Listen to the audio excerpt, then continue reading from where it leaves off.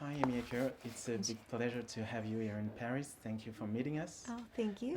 So I just gave you some pictures of your most iconic roles. Mm. I'm gonna ask you some questions, and Okay. you're gonna answer if you're okay with it. Oui. Which roles apply most to the question? Okay, C'est bon. let's do it. So to start, in which of these characters do you recognize yourself the most? Can I choose two? Yeah, okay, of course. Let's see. Okay, so Fred and Caitlin. I Yeah, why these two? think because I'm a mom with two teenagers who sometimes act like mutants, and Fred, just a lot of how they wrote Fred was based off of me as a person. So I think her just energy, happiness. I think mixture. Did being a mom was one of the reasons you picked The Gifted as your next show? Partially, yeah. I think I mostly chose it. They didn't let us read the script because it was Marvel, so it was very secretive. But I knew it was about a family, and also just the message that the X-Men teaches about acceptance and love, and it just seemed like a very timely. Did you at some point ask yourself how you would react if your kids were on the run because of who they are? Yeah, I think I would like to think that it wouldn't be that different. Hopefully, I wouldn't torture as many people, but yeah, that would be sad. Which of these characters was the most challenging for you physically? Physically, let's see. Maybe it's me. Yeah. Yeah. Why? I think because there was so much involved with the transformation with the wig and the contacts, and then getting to do that was the first time I really got to do fight scenes in a different way, and yeah. So while we're talking about Angel, which characters has the most beautiful death? Because you had many death themes over the years.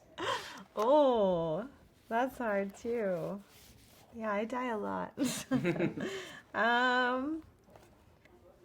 see. One of these two. I think probably I'll go Fred with that one.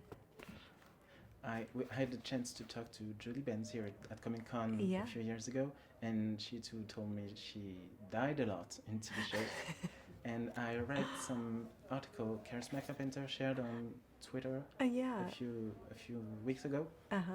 She told us she felt like female characters died more often than male characters to serve the male characters' journey.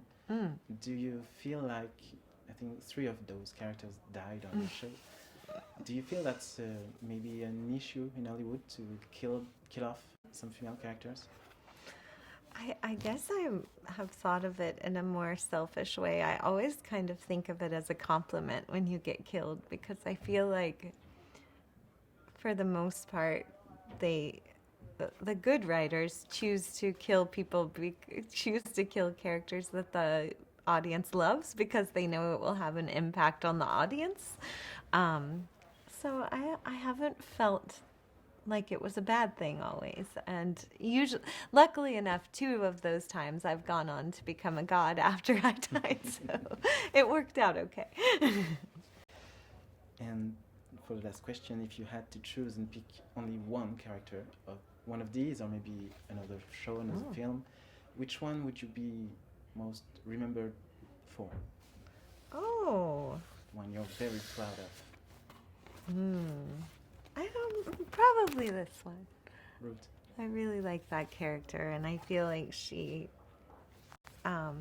just had such a positive impact on people, and I've met so many people who have changed their entire lives finding strength through the things that she did as such a flawed character who then found a place and a family and a purpose. So.